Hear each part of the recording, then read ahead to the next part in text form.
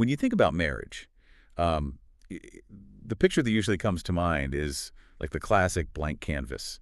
You know, Yeah, absolutely. two people standing side by side, and they're ready to build a brand new life together right from scratch. You pick out the colors, you draw the lines, you decide what the future looks like.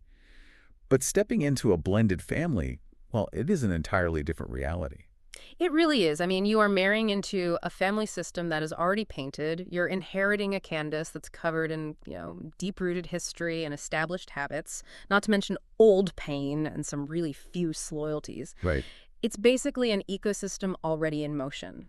The rules of engagement are already set, and suddenly, you're walking into a space where your very presence shifts the center of gravity for everyone else in the room. Exactly. And that brings us to the mission of our deep dive today. We are exploring the incredibly complex and, frankly, deeply emotional waters of raising defiant or rebellious step teenagers. It's a tough topic, but so necessary. It really is. We're pulling insights from this fascinating guide titled Grace and Boundaries, Navigating Defiant Step Teenagers. And our goal for you today is to really extract the core strategies from this text. We're looking at how you maintain your sanity, how you protect your marriage, and how you actually build a genuine relationship with a stepchild who is actively pushing back. Right, trying to balance that Christian grace with firm, healthy boundaries, which, is a profound challenge because the stakes are just incredibly high here. Yeah. The emotional toll of a blended family transition is very real, and it often catches step-parents completely off guard. It's a painful reality to confront. Yeah. I mean, just imagine hearing a teenager look you in the eye and say, "You're not my parent," or like, "I don't have to listen to you." Oh, that carries a deep sting. It does. It is an entirely human reaction to feel rejected by that. Mm. But rather than responding to that hurt with anger or, an immediate need to assert control, the source material offers a really wisdom-based approach. Mhm. And if we follow the logic of the text, before we can even begin to address how to respond to the defiance, we have to look at the brain of a grieving teenager. We have to understand the genesis of that pushback. Because misdiagnosing the root cause of the behavior basically guarantees your treatment of it will fail. Right. The text points out a crucial shift in perspective here. A teenager's defiance is rarely about the step-parent directly. Wait, really? It feels so personal, though. It feels incredibly personal, but when a step teenager is acting out, what you are actually witnessing is profound, unprocessed grief. They are grieving the loss of their original family structure. And in a lot of cases, they're holding on to this lingering, almost desperate hope that their biological parents might somehow reunite. Which means your physical presence in the home is, well, it's the walking, talking proof that their secret hope is dead. Exactly. To them, accepting you, the new step-parent, can feel like a direct emotional betrayal of their other biological parent. They're wrestling with these massive life changes that they absolutely did not choose. Yeah, they are entirely powerless in this narrative. The adults made decisions that fractured their world, and now another adult is entering the space. It triggers a massive fight-or-flight response. The guide uses this analogy that I really loved. It talks about moving into a fully furnished house and trying to rearrange all the furniture, the couch, the TV, the dining table, while the current residents are still sitting on it. That's a great visual. You're just shoving them around the room. I almost picture it like a hostile corporate takeover. Oh, for sure. Like the teenager views themselves as a legacy employee, and you are the aggressive liquidator coming in to change all the operating procedures. Right, and so they're going to stonewall you at every turn, simply out of survival instinct. So when a step teenager acts out, they aren't necessarily critiquing you as a person, but rather fighting against a situation they feel powerless in. Precisely. And recognizing this fundamentally changes the paradigm for the step-parent.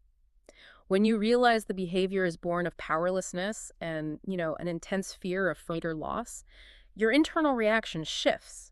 You move away from taking defensive offense and you move toward empathy. Which changes everything about how you respond. It does. And this brings us to the text's golden rule for this whole dynamic connection often has to come before correction. Which the source grounds in the wisdom of James 1.19, right? Yeah. The verse about being quick to hear, slow to speak, slow to anger. Yes. But I imagine that is incredibly difficult to actually practice. I mean, if a teenager is showing blatant disrespect, the instinct of literally any adult is to correct the behavior immediately, just to establish authority. Of course. But if there is no connection, that correction simply bounces off a wall of resentment. Ah, I see. Psychologically, a teenager cannot accept discipline from someone they do not trust. If you attempt to discipline them before establishing a foundation of safety, you are essentially confirming their worst fear. Which is what? That you are a threat who is here to control them, not love them. Wow. So if their defiance is actually just misdirected grief, then coming in hot with strict house rules doesn't just fail, it actively reinforces their fear. Exactly. But that begs a massive question about the step-parent's role. If you can't be the disciplinarian and you aren't the biological parent, how do you exist in that space without becoming completely invisible in your own home? Well, the guidance is really clear on pacing here. You have to avoid stepping in too quickly as the main authority figure. Okay. A lot of step parents fall into the trap of wanting to, fix the chaotic family dynamic right away. Instead, your initial role should look much more like being a trusted adult, a mentor, maybe an encourager, and a steady support system.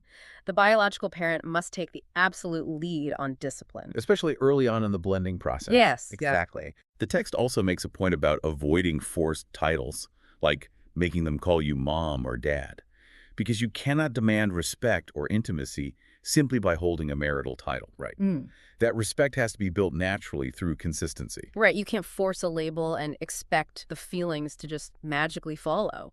But I do have to push back on this division of labor a little bit. I imagine a lot of listeners are thinking, okay, that sounds great in theory, but what if my spouse is just exhausted, or they're dealing with their own guilt over the divorce and they're basically letting the teenager run wild? Yeah, that happens a lot. If the biological parent is passive, it creates an impossible triangle. It feels entirely natural for the step-parent to want to jump in and enforce the rules just to maintain basic order in their own house. It is a highly common scenario, and honestly, the frustration is completely valid. When you see chaos in your own home, the human ego demands order. Exactly. But the source warns very strongly against the step-parent overstepping in that specific scenario. It puts catastrophic pressure on the new marriage. Really? How so? Well, the biological parent suddenly feels caught in a crossfire between protecting their grieving child and supporting their new spouse. And then the step-parent feels totally unsupported and isolated. Oh, that sounds like a mess. It is. And teenagers are remarkably perceptive to this dynamic. They will instantly sense the division, and they will instinctively exploit it to create even more conflict. That makes a lot of sense. Yeah. The text actually quotes Mark 3.25 here. A house divided against itself cannot stand. It makes me think of the parents as a structural load-bearing wall. Oh, I like that. If the biological parent is the primary load-bearing wall of the family's history, and you, the step-parent, come in and try to shoulder the massive weight of discipline before the foundational cement is set between you and the teenager, well, you pull the whole house apart. Yeah, the structure collapses under the sheer tension. The marriage must be fiercely protected because it is the new foundation of the home. So what do you do if your spouse isn't stepping up?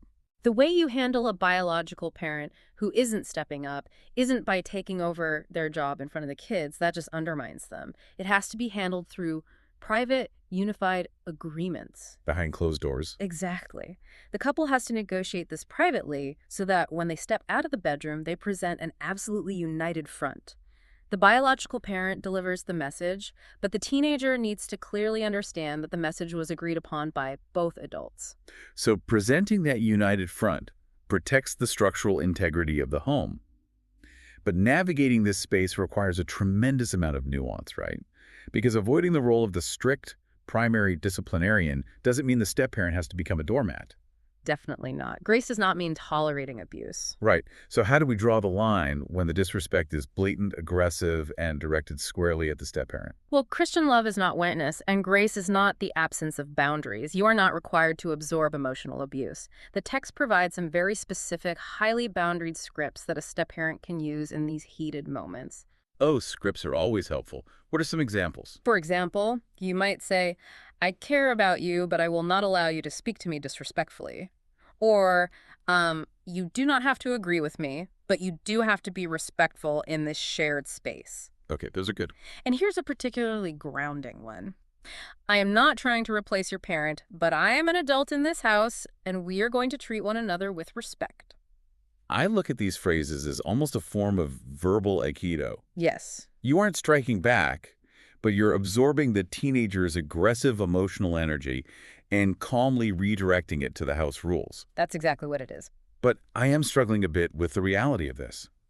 If a 15-year-old is screaming at me, saying something like, "I will not allow you to speak to me disrespectful," it feels like it might sound like corporate HR speak to them. Right, yeah. Does the text offer insight into how that actually lands in real life? Like if they just roll their eyes and slam the door, did the script fail? Not at all. The success of the script isn't measured by the teenager's immediate compliance, or their tone for that matter. Wait, really? Then what is the goal? The purpose of these boundaries is to ground you, the adult. It's to successfully separate the teenager's feelings from their behavior. The feelings you know, the anger, the grief, the frustration, those are valid. You are not policing their internal emotional landscape. Right, they're allowed to be mad. Exactly. But the behavior, how they express that anger in the shared physical space of the home that has strict limits, even if they roll their eyes and slam the door, you have successfully held the boundary without escalating the hostility. You're holding the line without adding fuel to the fire. Yes. The text connects this to Proverbs 15.1, which says, "A soft answer turns away wrath. The adult must stay mature and anchored." If you scream, hurl insults, or compete emotionally with a teenager, you are stepping down into their chaotic emotional arena. And you surrender your authority in the process. You have to stay calm, clear, and consistent. You hold the boundary without resorting to cruelty, and you absolutely do not leverage their vulnerability against them. Which brings us to perhaps the most difficult aspect of this entire process, the internal battle. Oh, without a doubt. Staying perfectly calm and anchored in the face of a teenager who is actively trying to push your buttons. I mean, that requires an almost superhuman level of restraint. It's incredibly hard. The text acknowledges the human desire, what it calls the flesh, wanting to snap back. Psychologically, we're talking about the ego, right? The amygdala hijack. Yep, your brain goes right into defense mode. Your brain is screaming at you to fight back, to defend your territory, to remind this kid of every sacrifice you've made for them. How does a step-parent actually manage that intense internal physiological reaction in the heat of the moment? The source provides a very specific mechanism to interrupt that fight-or-flight response. You have to pause and pray before you react. Even in the moment. Even in the split second before you open your mouth. A quick internal prayer like, "Lord, give me wisdom," or "Lord, show me what this child really needs." It functions as an emotional circuit breaker. Wow. It stops the amygdala hijack dead in its tracks. It really does. And it does something profound to your internal posture. It shifts your perspective from seeing the teenager as a hostile problem that needs to be defeated to seeing them as a hurting soul. That's a powerful shift. The text references Ephesians 6:1-12 here, reminding the reader that the real battle isn't against flesh and blood. The real battle you are fighting in that living room is against fear, rejection, insecurity, and bitterness. So when they're lashing out at you, the real enemy is their own terrifying vulnerability. Exactly. They are terrified of being abandoned again, so they try to push you away first. So how do you disarm that fear? You have to build trust through small, almost imperceptible acts of consistency. You don't aim for grand cinematic breakthroughs or forced emotional intimacy. Right. You just ask about their interest without demanding a long conversation. You celebrate their small wins. You make a deliberate point to speak respectfully of their other biological parent.